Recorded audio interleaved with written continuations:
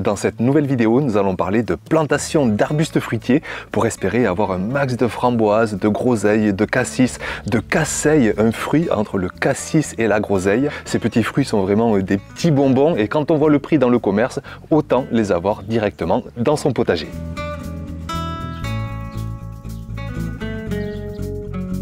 Alors pour chaque arbuste, on va prendre le temps de préparer une belle zone de plantation, bien exposée au plein soleil, même si sous les climats les plus chauds, comme le mien par exemple, on pourra s'installer à mi-ombre. Ces arbustes adorent ressentir comme une ambiance de sous-bois. Concernant le sol, on va bien le décompacter, bien l'oxygéner, pour qu'il n'y ait aucune contrainte physique pour les jeunes racines, qu'elles puissent bien se développer. On va planter idéalement après une belle pluie, qu'il y ait une bonne humidité, que le sol soit humide juste comme une éponge essorée.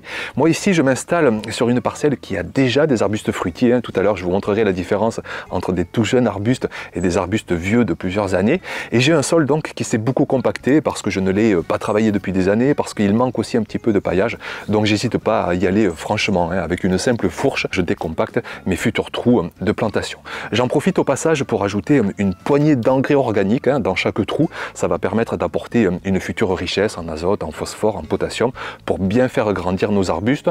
J'aurais pu apporter du compost, mais j'en ai plus pour cette saison. Par contre, il me reste du paillage et j'en profite d'en mettre un petit peu en surface après plantation pour protéger le sol et continuer de nourrir l'activité biologique. Tous ces arbustes fruitiers, je les plante en ce moment, durant le mois de novembre, parce que c'est tout simplement la meilleure saison pour les planter. Le sol est encore bien réchauffé de cet été, avec une belle humidité. Les arbustes vont consacrer toute leur énergie à développer un bon réseau racinaire. Et ensuite, dès le printemps prochain, ils vont faire une forte croissance et fructifier à tout va.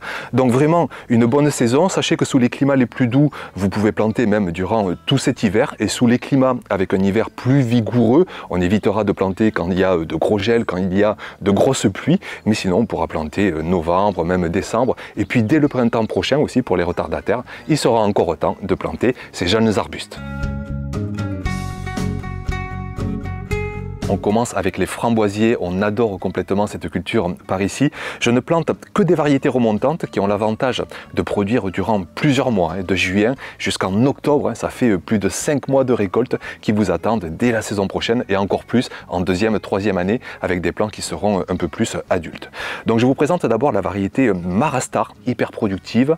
Ensuite la variété Fall Gold, là ça donne des framboises jaunes très douces, très sucrées. J'en ai déjà eu essayé au potager, c'est vraiment un total régal. Et puis j'installe aussi une troisième et nouvelle variété, la variété Héritage, une magnifique variété ancienne et elle aussi très productive. Donc pour bien les planter, on va respecter une distance de plantation de bien 40-50 cm entre chaque plant. Et puis ensuite, rien de plus simple, vous humidifiez bien la motte si jamais elle s'est un peu asséchée et vous installez vos arbustes dans votre sol bien décompacté. Et dès la saison prochaine, vous pouvez espérer les premières récoltes. Les plants en plus vont donner des rejets qu'on appelle des drageons qui vont en fait vous donner des nouveaux plants gratuits de framboisiers. C'est pourquoi il est inutile de trop en acheter la première année, parce que dès la deuxième, dès la troisième année, vous allez être envahi de nouveaux plants gratuits de framboisiers. On passe à un fruit plus original, la caseille. Je ne l'ai jamais essayé au potager, je vais la découvrir avec vous dans les mois, dans les années à venir. C'est en fait un mélange, un croisement entre le cassis et la groseille. Ça devrait être assez surprenant. Donc je plante ici la variété Anita, sélectionnée à la fois pour sa productivité, pour son goût. Je vais l'installer à côté de groseilliers que j'ai déjà sur ces parcelles et je prends vraiment la précaution de bien distancer les plantations, de bien distancer les arbustes parce que c'est vraiment une erreur que j'ai fait il y a quelques années en installant déjà des premiers arbustes fruitiers. Je les avais trop resserrés et ça fait trop de concurrence. Il faut se dire vraiment que ces arbustes vont se développer sur 1 mètre, parfois même presque 1,50 m de circonférence. Et vraiment pour bien leur laisser de la place, pour qu'ils soient bien oxygénés, pour récolter facilement, n'hésitez pas à distancer conséquemment ces plantations, je vous répète, de bien 1 mètre à 1,50 m. Et puis pour la plantation, toujours pareil, décompaction. J'en profite pour enlever quelques cailloux qui sont trop gros, qui pourraient gêner un bon enracinement. Engrais organique et puis léger paillage de surface et on se retrouve donc dès l'année prochaine pour espérer les premières récoltes, mais surtout d'ici 2-3 ans avec des arbustes qui auront démultiplié leur taille et qui nous apporteront de sacrées quantités de récoltes de caseille.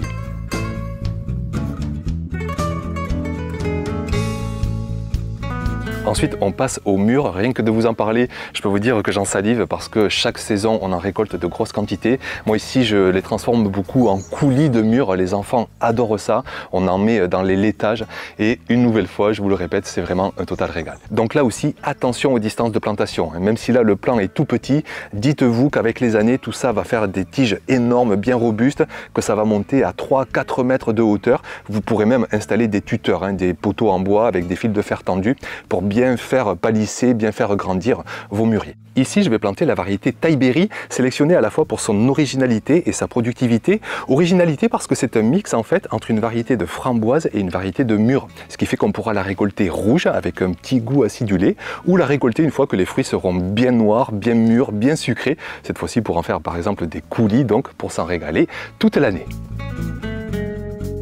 Et puis pour finir, on passe aux groseilles. Jusqu'à présent, je n'avais que des variétés classiques au potager. Vous savez, ces groseilles rouges. J'ai des arbustes qui ont maintenant 4, 5, 6 ans d'ancienneté avec vraiment des récoltes bien abondantes. Chaque saison, on se régale de les consommer là aussi en coulis, toujours pareil pour accompagner nos desserts. Et là, cette saison, je pars découvrir avec vous une autre sorte de groseilles qu'on appelle les groseilles à maquereau, qui sont réputées pour être un petit peu plus douces, un petit peu plus sucrées. Je vais planter cette année la variété Captivator, sélectionnée à la fois pour son goût mais aussi pour sa beauté, avec cette couleur un petit peu vin, un petit peu rouge vin. Donc je plante ça sur une petite parcelle à côté de mes groseilliers, au milieu de plants de consoude que j'arrache en partie. Toujours pareil, décompaction, enrichissement, plantation. Et puis je finis avec un petit paillage, donc des feuilles de consoude que j'ai arrachées, toujours pareil, pour protéger et nourrir mon sol potager. Donc voilà pour ces quelques exemples de plantation d'arbustes fruitiers que vous pouvez faire durant cet automne. Si vous avez de la place, vraiment, ne vous en privez pas tellement, c'est un régal gustatif en cuisine. Merci beaucoup pour votre attention et puis on se retrouve très vite, bien sûr, pour de prochains tutos du potager.